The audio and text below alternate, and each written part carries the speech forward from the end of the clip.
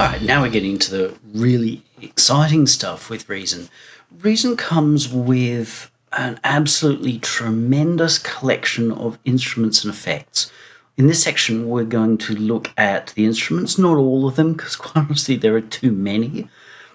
But I'm going to show you some of the major players there, and sort of how to understand each one and get the most of it. But even there, I will be having to gloss across things. The number of synths that we see just down the side here is really high. I haven't counted them. There may be one or two in there that are extras, like I don't think Parsec's in the basic Reason install or Algorithm. But if you have Reason Plus, then you will have them. But Algorithm at least is well worth owning if you are interested in what it does, and we'll quickly look at that later. A new thing in Reason is the browser. Now, Reason has always come with a lot of content, so patches, samples, all kinds of stuff like that. I'm not really a user of that sort of stuff, but there are a couple of things I will point out. One is that there's the Orchestra sound bank. This was really very forward for Reason. They provided a fully functional separated orchestra. So basically most of the instruments for recreating an orchestra right there in Reason. And a lot of people didn't understand it, and I'll admit that initially I didn't understand it either. The recordings are very close, very dry, which is very much of the times. Now, if you get an orchestra pack, there's like 14 gallons of reverb on everything, which is fine, but it's like, oh, you automatically get that sound, but then you're stuck with that sound. So if you want to change the sound, you've got to buy a whole other pack. Whereas orchestra is incredibly dry and clean and close. So to get the feel that you want based on these other packages, you just have to process it. You have to create your rooms and what have you around you. Yes, they show their age in certain ways, but if you know what you're doing, if you know how to use them, they're really very, very usable sounds. So the fact that the Reason DAW comes with a fully functional orchestra it's a pretty big thing. You've also got a very, very large factory sound bank. How many sounds are in there, I have no idea, nor am I particularly concerned. The browser is the new thing, and it'll actually allows you to look for specific kinds of things, like, say, instruments. I can say I want an instrument that's clicky, punchy, and weird. And it'll narrow down to whatever has been tagged with that. Refill makers can make those things as well, like you can add those as well. So if we go analog, fat, it doesn't seem to find mine. There are some odd things about this, I will admit, but the logic's really good. If you want to know more about that, then Ryan from Reason Studios made a video on it as it was being released, and it makes a lot of sense. But this browser, it shows where they're going in terms of saying, well, all our devices will see as equal. You just want a patch that does this, then you can have a patch that does this. It's an interesting thing. The instruments we're going to look at, we'll start with Europa. Europa is a massively powerful instrument.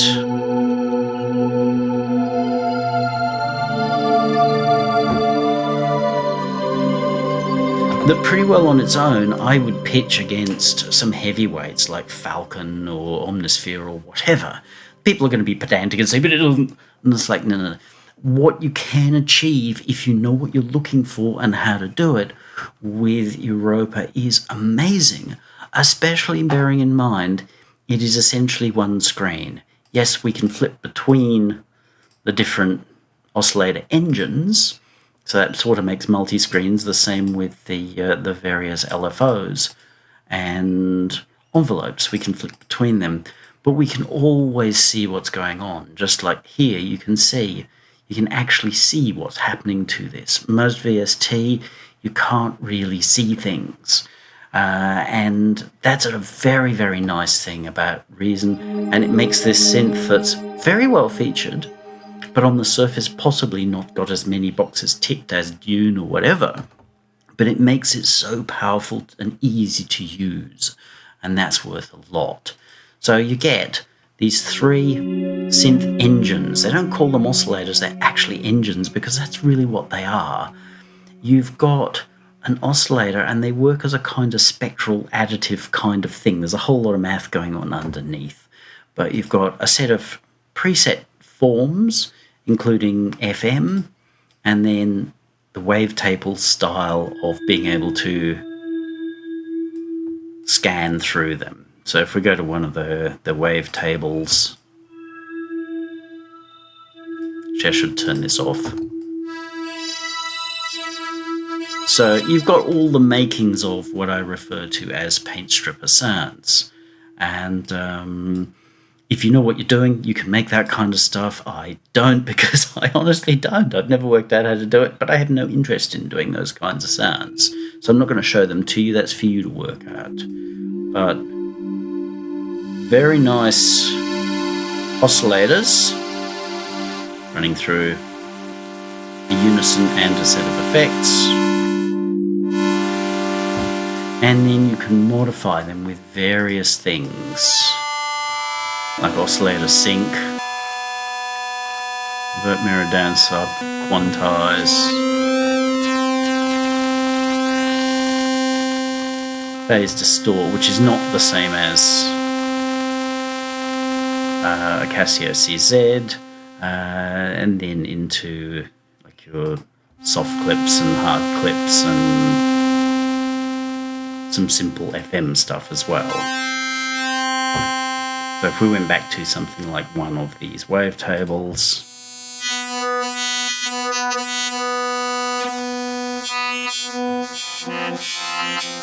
we get that kind of sound and feel. There's also the ability to bring in a user wave. There is only one user wave for the whole synth, which, yes, is a limit, but somehow it's still more versatile in practice than most other things. So I have a sample that's loaded. When I prepared earlier, we could run this here.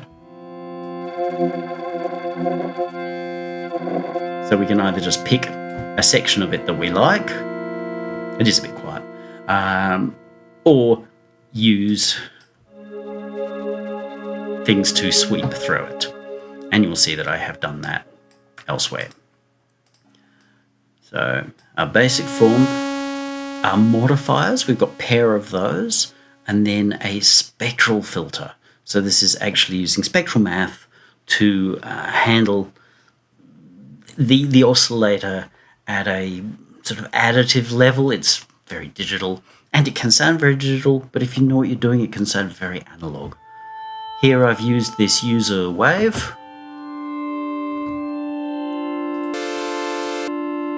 Little bit of modulation on that. Throw a unison. So that's just one oscillator running at the moment. You can put it through a filter.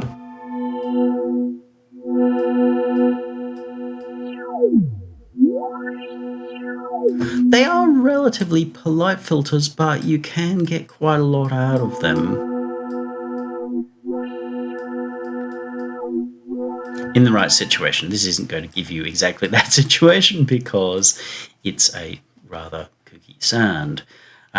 You've got 4 MSEGs, which are really easy to use. Some MSEGs, you just fight with them. When I first encountered MSEGs, I was like, oh my God, why would I ever want to use these? They're a nightmare.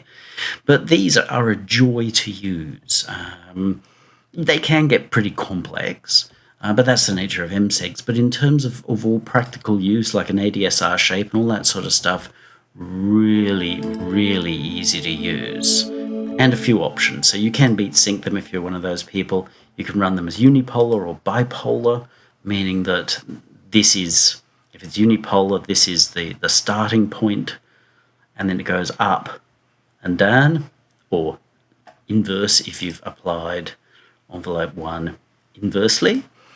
or bipolar, meaning that if we put this in the center and then assigned it, it would go above and below.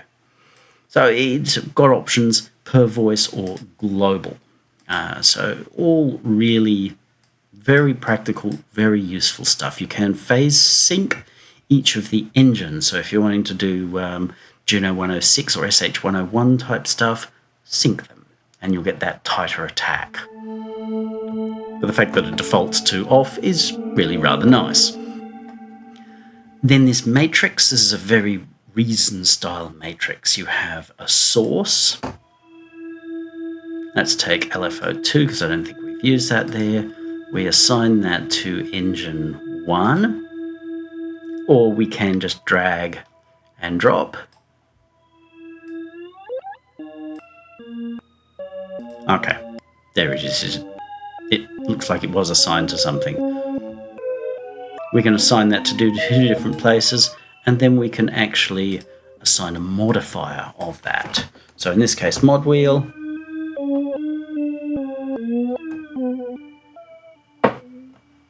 Mod wheel off. Nothing.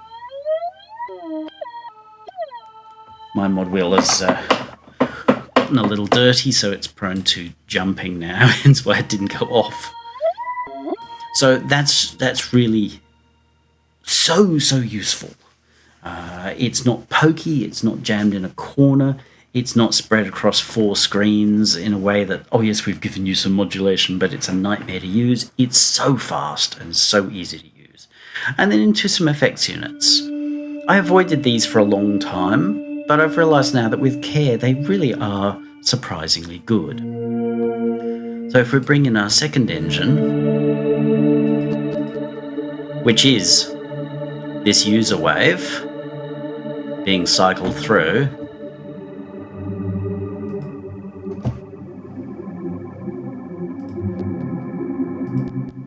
and then a third, which is what this is, that's actually being applied to LFO2. What's LFO2 being applied to? Actually, it's supposed to be LFO2. There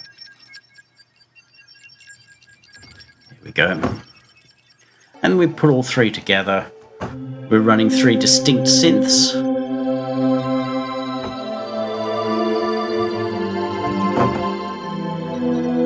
You'll see different settings on our unison. Tinkle's panning around. Very typical digital synth, rather dry feeling. And then moving out. I did say it can sound very analog if you apply things like random appropriately around the place, as well as using things like a little bit of noise. Say if we added a bit of noise modulation here, just you'll see that the edge goes off that wave and it becomes softer. So there are quite a few things. You've got to do it by hand, which could be a weakness, but then they'd need a whole other section on here with knobs and buttons. Maybe they could have put it in there, but it allows you to pick and choose how you want to run the instrument, and is capable of sounding like, well, really anything you want it to sound like. But it is very good at this beautiful digital synth sound stuff. At least that's what I use it for a lot, but I use it for lots and lots of what we call analogy sounds as well. Could not discuss Reason without Thor. Thor has imitators at their own. Anyone? There are a few things in Reason that have imitators. I mentioned Synth 1, being an imitator for Subtractor, which I'm not going to cover here. Subtractor is a really, really very fine synth still, and I use it quite a bit. There's some things it's incredibly good at. Redrum or Redrum is been cloned quite a few times. There's a new kilohertz device out, which is essentially this as a snap-in, and people are like, "Ooh, game changer!" And that's like Spio put out a rack extension, it was like 4 years ago, which is essentially that. And I'm not saying that Reason leads the bunch in all cases, but there are quite a lot of cases, like Rex files and what have you, where Reason leads the pack. All right, let's assign our MIDI.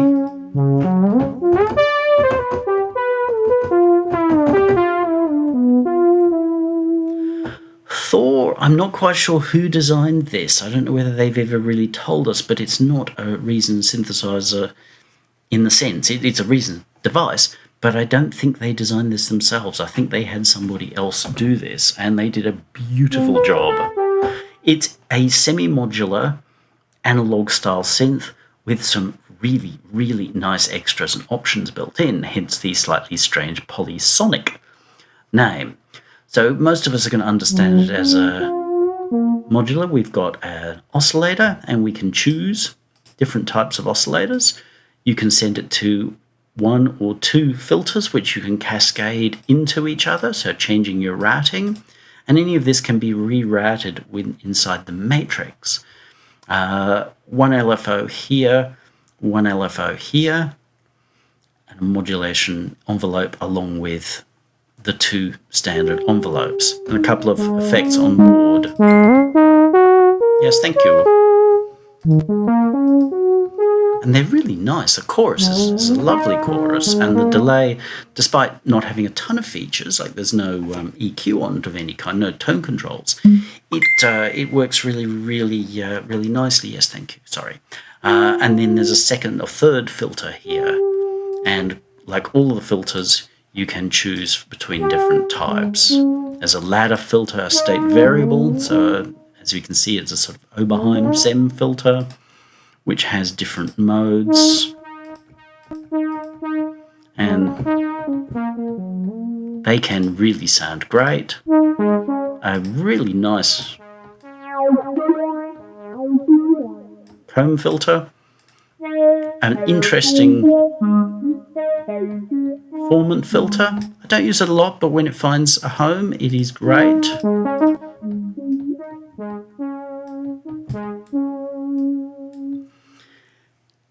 We've got the 3 oscillators, a fair amount of onboard modulation, but the ability to fly in more modulation. So it's wonderful for just getting a sound in, but we can then change our... And these are the PPG forms.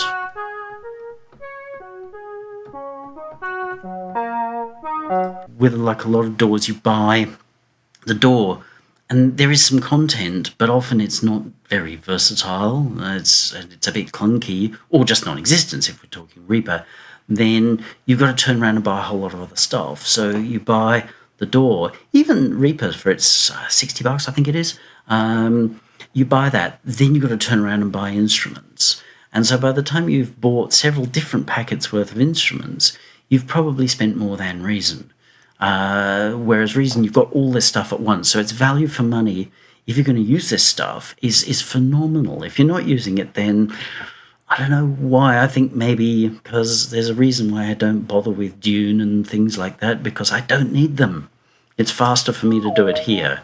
So you've got the PPG oscillator form. This one I really like. This is the Casio CZ phase distortion.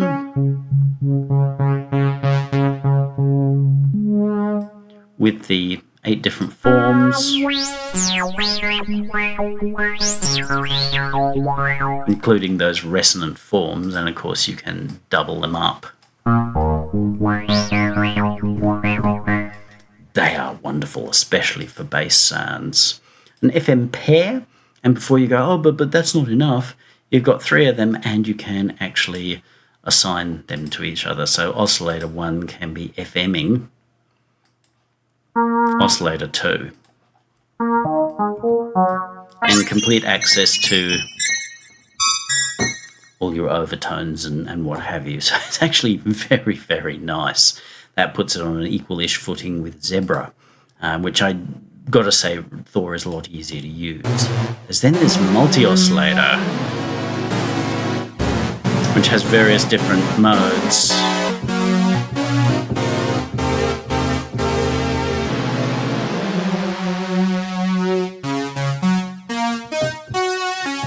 But makes lovely string sounds, really, really does.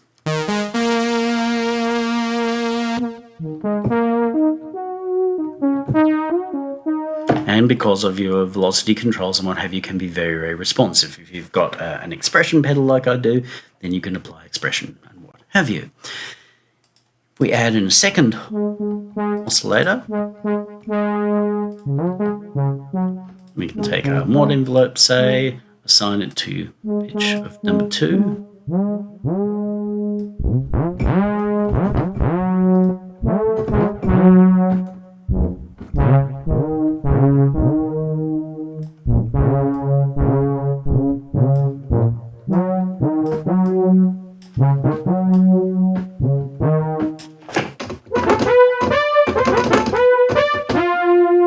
A simple effect, common on a lot of Korg instruments in the mid-80s. They give you a sort of preset thing for sliding up or down on the second oscillator. But this is how you get really rich sounds. And again, with just applying your LFOs to things. Of course, we can fly in. Now note this is neither wired in, so there's no audio going through this. We'll discuss this device later, but let's fly in an LFO and an MSEG. As you see, I'm not using pulsar like I used last time. I'm using an existing effect device. So let's take our CV input 1. This is the power of CVs, and we're only just going to scratch the surface with this.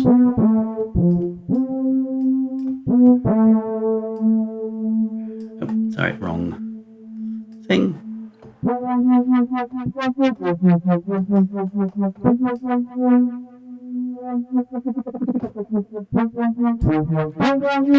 And of course I can use any form that's available here.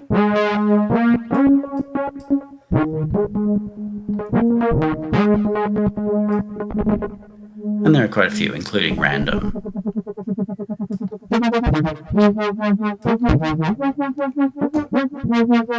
There's then an MSEG in here, which we will have do some brutally unpleasant stuff so that we know that what we're listening to. So we grab this guy, and that's CV input 2. There are some really powerful CV devices in here. One by Alien Seed Cron. It's just like, I can't even understand it. I've done several videos on it. It's like, whoa, this thing is so powerful.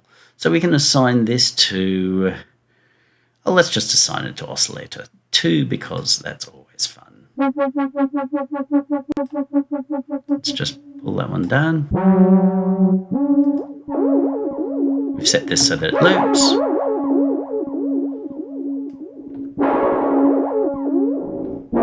We can get up into the audio range, which I showed you before. Just adding a little bit of movement. We'll get rid of that guy for them.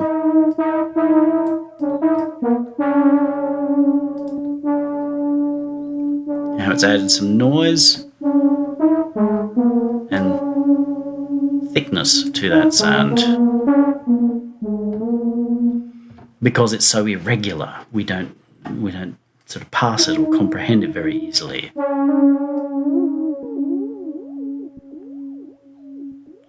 Uh, 80 is like 50%. The numbering in this is a little odd.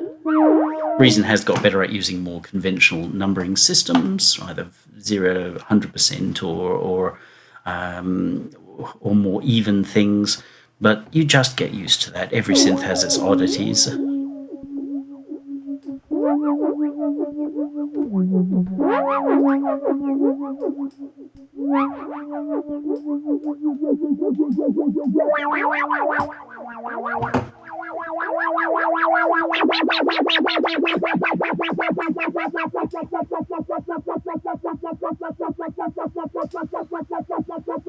Let's try and pass.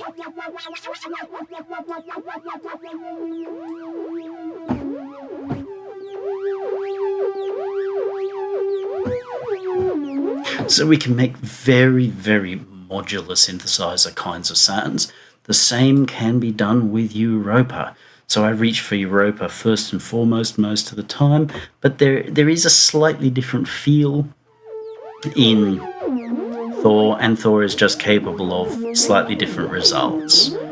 But that's showing you how you can bring in CVs and suddenly get a much different sound from what you had before. So that's...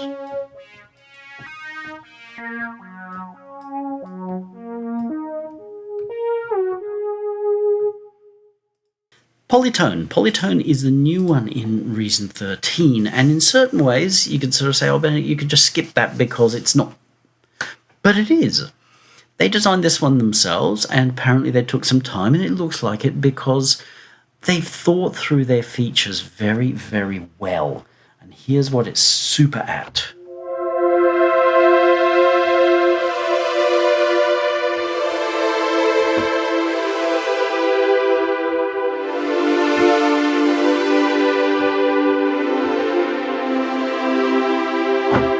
If you're vaguely in the know, you'll see that at that patch, which I built for a refill, is called CS78.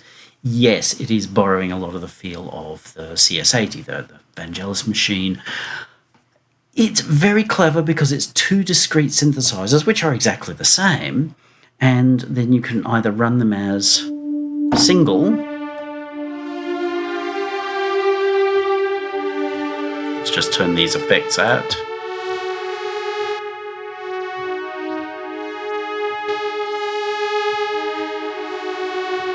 You can mix the pair of them.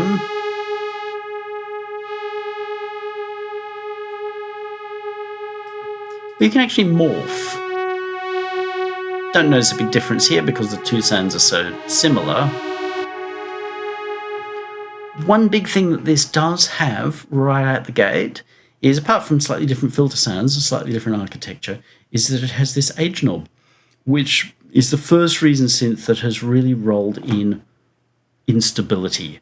How much is unstable, I'm not sure. I think it's mostly pitching, because I haven't necessarily heard the filters moving as well, but it has a really nice sound. So it's if you're after a Jupiter 8, then it's probably the most obvious place to go. It used to be think, oh, well, I'll go to Thor, but now Polytone is just such a beautiful sound. It's got some built-in effects which sometimes are great, sometimes just aren't, but it doesn't matter. And it is capable of being so rich and warm, and yet you can push it to do some quite odd, kooky sorts of things, because not only have you got your basic oscillator forms, but you've got things like digital waveforms and even band noises, so band-passed noises, and a chaos oscillator, which is a form of noise, so chaotic noise. And you can FM them against each other. Therefore, you can get quite a bit of variety from that, far more than I anticipated coming into this. Now, I can't cover the synthesizers in Reason without covering Kong. Now, people go, oh, but that's drums, and that comes in samples next. And it's like, nah, I'm not going to cover this in samples. Yes, it does have a sample engine. You've got the sampler engine, you can put it in, you can just throw a sample at a pad and it'll play it. Boring. Or at least to me it is, because it's like, yeah, whatever. What makes this really interesting is we've got quite a few generator forms. So yes, we've got the sampler stuff, the Rex loop player stuff. We've got these physically modelled drums. So kick, snare and toms, physically modelled. They are a little on the kooky sounding side, but they're reasonably modifiable. And this is going back quite a lot of years before other people came up with like Modo drums and stuff, which I think are weird as well. But I have used these, and with a little bit of care, they can really work beautifully in a mix. Plus you've got a couple of extra doohickeys that you can put in. So noise and tone, which we'll look at, a compressor, a filter, this drive resonator, a parametric EQ, a rattler, so that's like a snare rattle, ring modulator, which is a good ring modulator, echo and reverb, and then a transient shaper, so you can harden or soften attacks and bodies and what have you. All of that's been in Reason for a lot of years. And so really interesting stuff. And the snare version of that, I've used this to fill the body and reverb because why not? There is an electronic kick machine, which is a little kooky, but once you come to terms with it, is capable of quite a lot. I use it sometimes. It's not the first thing I use though. There is also a snare drum, electronic snare, which tends to be very sort of 808, 909. Understandable, but it is, again, versatile, a little kooky in the way that it thinks, but it is versatile. I've added that ring modulator to make it fun, and an echo. So just that alone, with these extra modules, remind you of certain things, is really great, and you've got 16 times that with various controls like, you know, mute groups and stuff like that. You can even tie pads together so that they access the same sound set in different ways. So like you've got 4 variants in certain things, or we could even set it so that we hit one pad and all of these ones play, but if we press that one, the other ones don't play. So that there's a lot of versatility in setup.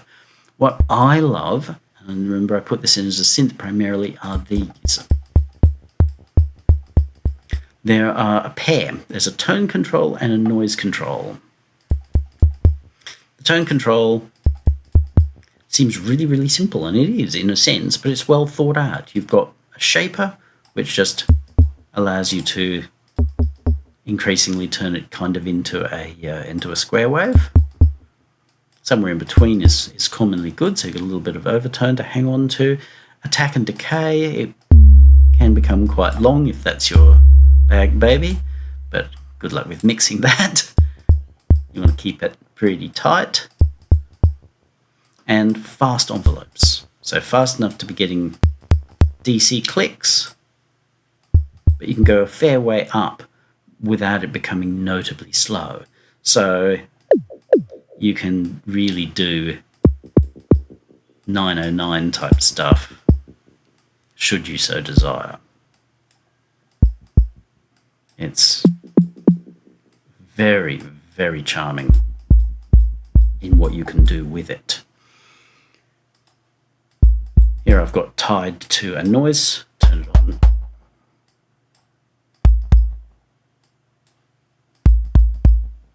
So you can put on that little beater that pulls it forward. The other thing you can do, of course, is just add a second tone.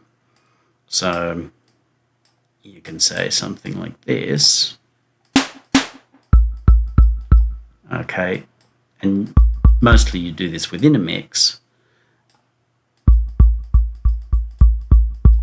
And give it a tone which will help pull it through. And before you go, no one ever does that, it's like, believe me, they do. And if you look at the kick drum in here, that's exactly what this does. It has a second tone here. So immensely versatile. Same pair doing snare.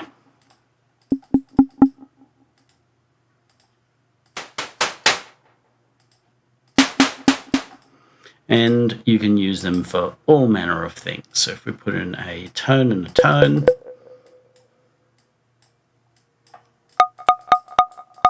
we're getting into cowbell territory straight away. Or we can have one of those and a ring modulator.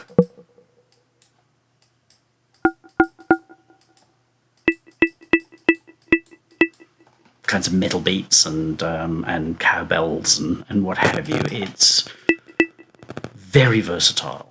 So most of my stuff, I'm actually creating drums within the mix. I've already got the music going. I'm building these drums so that they fit in there. I do that quite a lot for client work as well. Commonly, these require a bit more processing, but I can make the sound fit the mix rather than this constant wasting time sample flipping. It does have a compressor, which sometimes I use across the whole output. Often I don't often use post-processing, but the effects here are the same thing and are good. it's actually rather cool to use the overdrives here as well. They give a nice kind of feel. So really, really versatile synthesizer focused on drums. And this I will cover. It's not in the base install of Reason, although it is in Reason Plus, but it's Reason's second FM synth. They actually dropped their first one, which was a full DX7 clone, in that you could load DX7 patches, but this is a new take on FM, and it is fabulous. There are a couple of ways of working it. Straight FM, or you can put it through shapers and filters.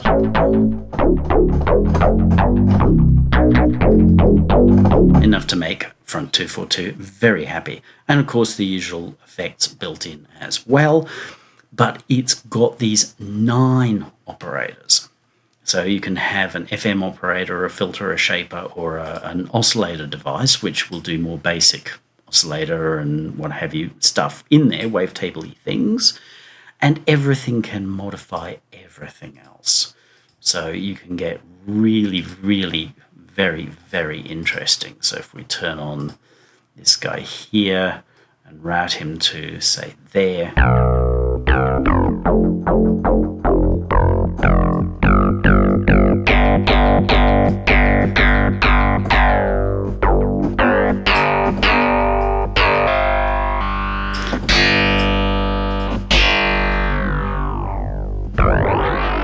So various modes, how you handle the pitching of those oscillators. And it is a beautiful instrument. I've made whole refills just with this alone, and there's still so far to go. I've just shown it doing a sort of ugly FM oscillator here, bass type sound, but I mostly use it for pads. It's able to be aggressive, but it's able to be very, very beautiful, similar to this Europa pad at the beginning. When you look at it, you might go a bit like, but it's very logical and very easy to use. If you start with it just simply, it's like, okay, well, I've got my initial sound here. We'll turn that off there. Add another operator.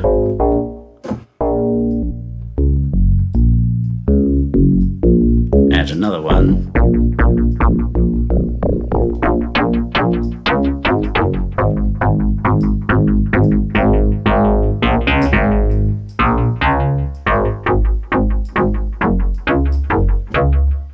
Then you can get whatever results that you want from it.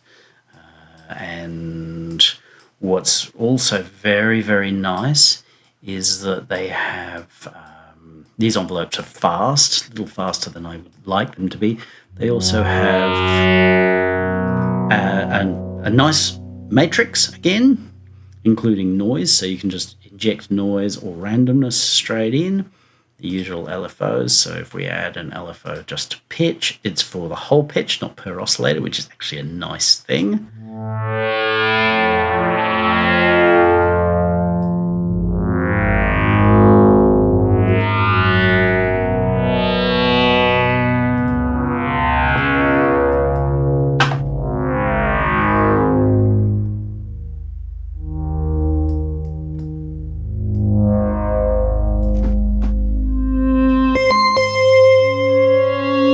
But there are global controls as well, which are really useful. So you can say, okay, I'm going to modify my FM amount. So it's just moving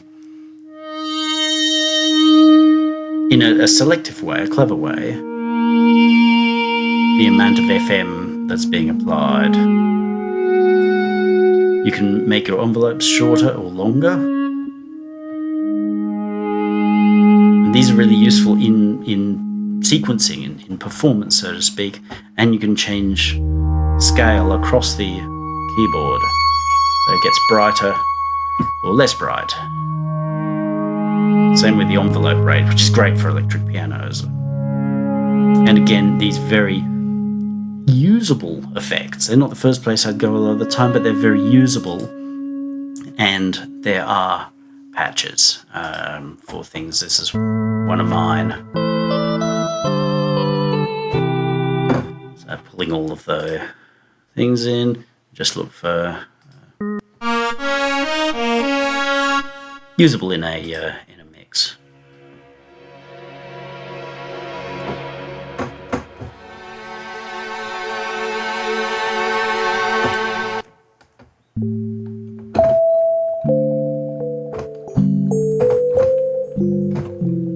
It shows the power of Reason's mindset in that when they design an instrument, virtually nobody has ever got the DX style Yamaha FM to be easy to use.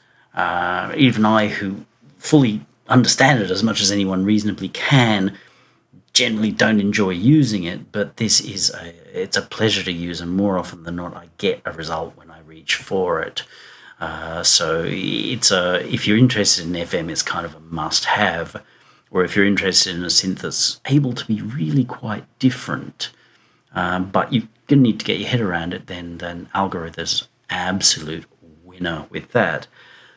Remember, we can add in all of the CV stuff, so we can use control voltage from anywhere to anywhere. And, of course, the fact that we've got all the effects, which we're going to look at soon, which you can then combine into combinators, making these beautiful monster instruments.